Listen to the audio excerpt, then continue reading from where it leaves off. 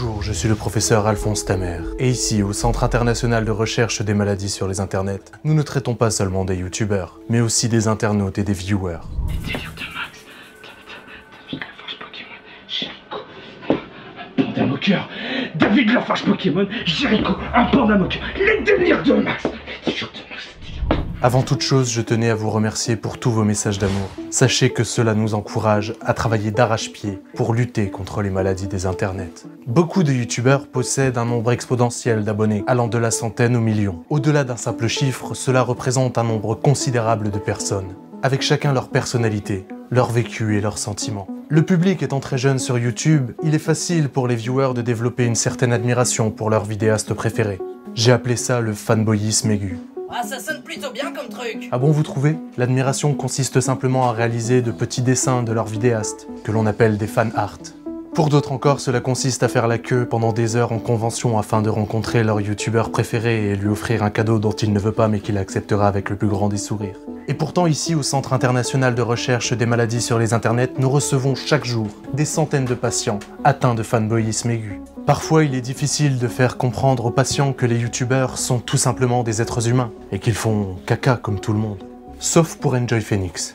Vous seriez pas un petit peu fan, professeur? C'est pas une preuve d'impartialité, ça, franchement. Ta gueule.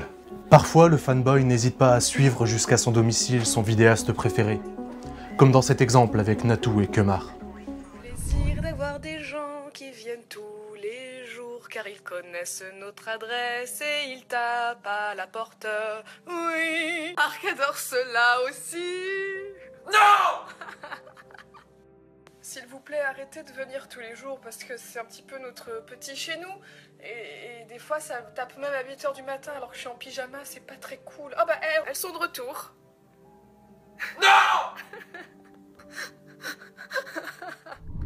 À la base, on voulait vous montrer les fans de Tsukio Power qui lui envoient des pizzas, mais malheureusement, on n'avait pas les images. Ce sont des gens comme vous et moi, et il existe des structures propices à ce type de rencontres, comme c'est le cas à la Video City Paris.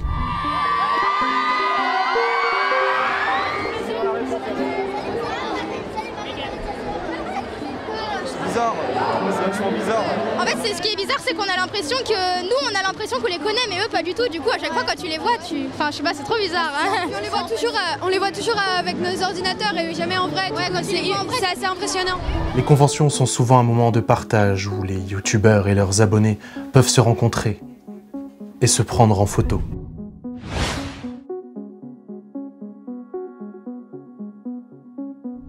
Parfois, les abonnés en profitent pour glisser un petit cadeau à leur youtubeur préféré. Et ça, c'est trop choupi-choupi. Personne ne dit ça. Si, on peut le dire, c'est choupi. Le pire cadeau que t'as envoyé à un fan. Le pire cadeau que m'a envoyé un fan, des poils de bite. On m'a envoyé des boîtes de capote. J'ai eu droit aussi à un jour un pot-au-feu. On m'a offert une banane à un stand. Non, c'était une serviette hygiénique et dedans, je sais plus ce que c'était écrit.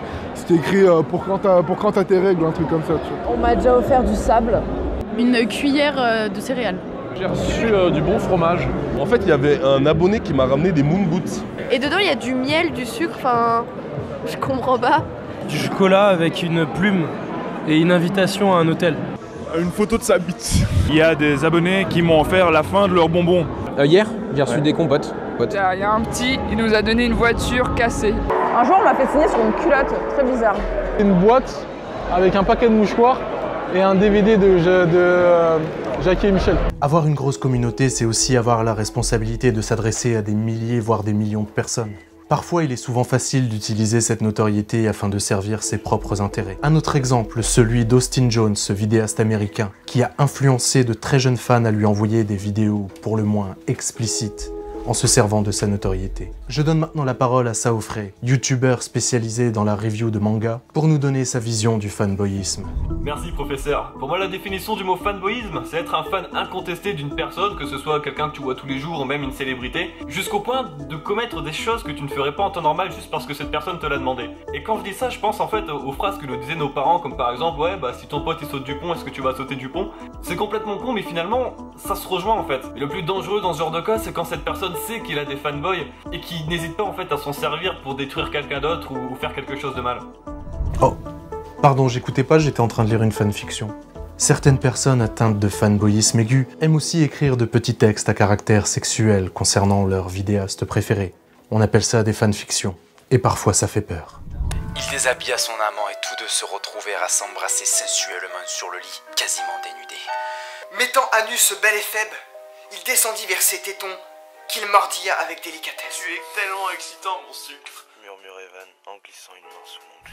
Internet va mal, et ici, au Centre international de recherche des maladies sur les internets, nous sommes prêts à accueillir toute personne atteinte de fanboyisme aigu, en passant par des méthodes très simples et ludiques telles que le sevrage médicamenteux ou la lobotomie oculaire. Car il faut réagir et faire notre possible ensemble pour éviter qu'un jour, ça tourne mal. Pokémon,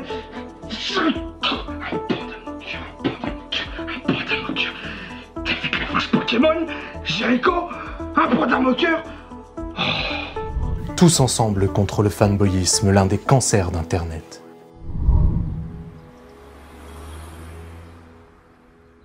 Il va falloir d'arrêter de dire à tout le monde que je suis fan d'Enjoy Phoenix, vous sortez ça d'où? Ah, et votre faux d'écran alors, c'est quoi? Fermez-la, fermez-la.